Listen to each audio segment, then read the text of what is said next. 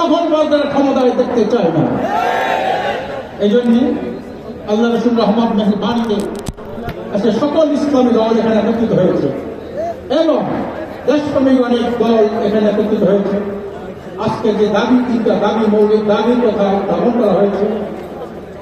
1 নম্বর হল সংস্কার, 2 নম্বর হল বিচার, 3 নম্বর হল সংখ্যানুপাতিক নির্বাচন বা পিয়ার পদ্ধতি নির্বাচন। 3টাই দেশের গণদাবিতে আজকে পরিণত হয়েছে। সংস্কার ছাড়াও দেশটা কোনদিন ভালো হবে না। বিচার ছাড়া দুর্নীতিমুক্ত দেশ হবে না। পিয়ার পদ্ধতি ছাড়া শতভাগ জনমতের প্রতিফলন ঘটবে না। 53 বছর ইতিহাসে আমরা কি দেখেছি?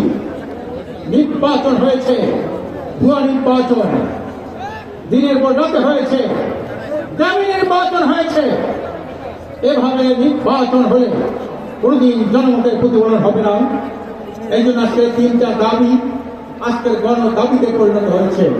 আজকে সকল মানুষ, সারা বিশ্বের মানুষ আজকে পিয়ারের পক্ষে জেগে উঠেছে।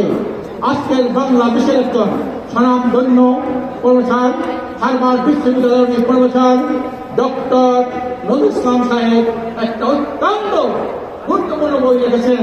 এটা 24-এ এই 5ই আগস্টের পরে উনি এই বইটা লিখেছেন। তার নাম হল আনুপাতিক নির্বাচন কি এবং কেন। এটার মধ্যে কেন আমি আনুপাতিক নির্বাচন চাই উনি 10টা কারণের কথা উল্লেখ করেছেন। বিএনপিকে এই নির্বাচন নেওয়া উচিত, 3টা কারণে বিএনপিকে নির্বাচন নেওয়া উচিত। উনি এই কথাগুলো এই বই উল্লেখ করেছেন। আপনারা প্রত্যেকে এই বই সংগ্রহ করে জেলায় জেলায়, থানায় থানায় এই বই নিয়ে যাবেন। আর এই পিয়ার পদ্ধতিরা গণমানুষকে আপনি বুঝাবেন কত সুন্দর পদ্ধতি। সারা বিশ্বের মধ্যে 91 দেশে পিয়ার পদ্ধতি আছে।